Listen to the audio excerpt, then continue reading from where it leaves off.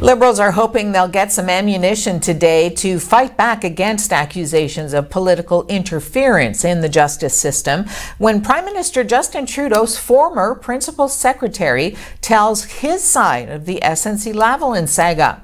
Gerald Butts will be testifying this morning on the affair, which has cost Trudeau 2 cabinet ministers and his most trusted advisor at the House of Commons Justice Committee. He'll be followed this afternoon by the top federal public servant Michael Wernick and the Deputy Minister of Justice Nathalie Drouin, both of whom figured prominently in former Attorney General Jody Wilson-Raybould's explosive testimony last week. She accused Trudeau, Butts, other senior staff in the Prime Minister's office, Wernick and Finance Minister Bill Morneau's office of inappropriately pressuring her to halt a criminal prosecution of SNCLavalin. The 2 senior bureaucrats testified 2 weeks ago, but that was before Wilson-Raybould accused Wernick, clerk of the Privy Council, of issuing veiled threats that she would lose her post as Justice Minister and Attorney General if she didn't intervene in the SNCLavalin case. Wilson-Raybould also revealed that she didn't agree with legal advice given her by Drouin about her options after the Director of Public Prosecutions decided last September not to invite the Montreal engineering giant to negotiate a remediation agreement. In her first appearance at committee, Drouin refused to reveal what advice she gave Wilson-Raybould, citing solicitor-client privilege. Since then, however, Trudeau has waived privilege and cabinet confidentiality for Wilson-Raybould and all those who dealt with her on SNCLavalin during her time as Attorney General.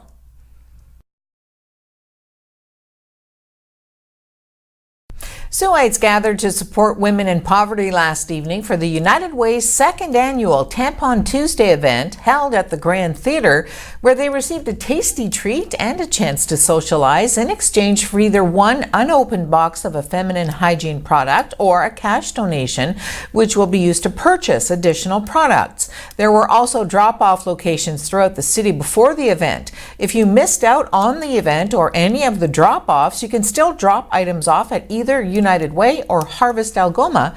That's until March 31st. On Tampon Tuesday last year we had 6 collection sites, the same as we did this year. So we had all 3 Metro stores. We had Steelworkers 2724 office and the Steelworkers District 6 office on Dennis Street, as well as the Catholic Teachers. So all of those agencies or all of those places collected tampons, and my car was full to the top. We had 6 boxes right across the back seats of my car. What you noticed was there was a section in the shelter that was made for feminine hygiene products. This section was empty. So Mandy created this mission to, promote the need for feminine hygiene, and United Way Canada kind of took on that initiative, and it's been going on now for about 10 years. Here in Sault Ste. Marie locally, we picked it up last year, so this is our 2nd event. But that is the background on it.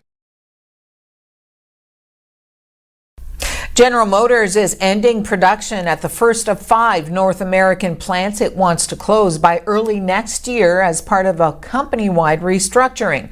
The Oshawa plant is on the chopping block, and production at the Lordstown, Ohio plant ends today. We're not backing down. We're going to fight the good fight to keep GM Lordstown here, to keep these families here. I have faith that Lordstown can rise again. I have faith that that they'll come through for us, that family will matter and our community will matter, and that they will give us a product.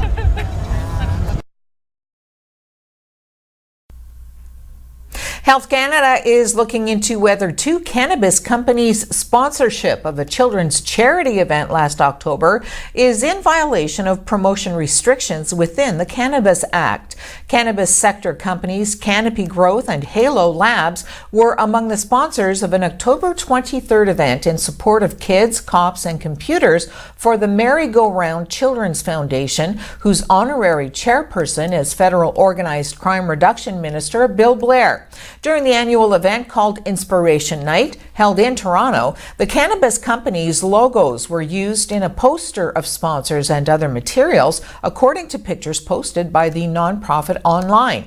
A Health Canada spokesperson says the Cannabis Act does not prohibit the sponsorship of a person, entity, activity, or facility, but that sponsorship cannot be used to promote cannabis, and it is prohibited to display a brand element of cannabis.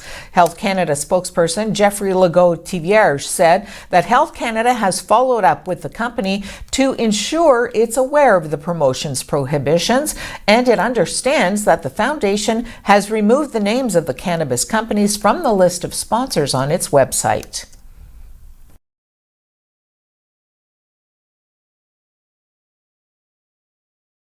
Brad Jacobs is headed to the championship at the 2019 Tim Hortons Brier in Manitoba. The Northern Ontario team won 2 yesterday and now has a perfect 6-0 record.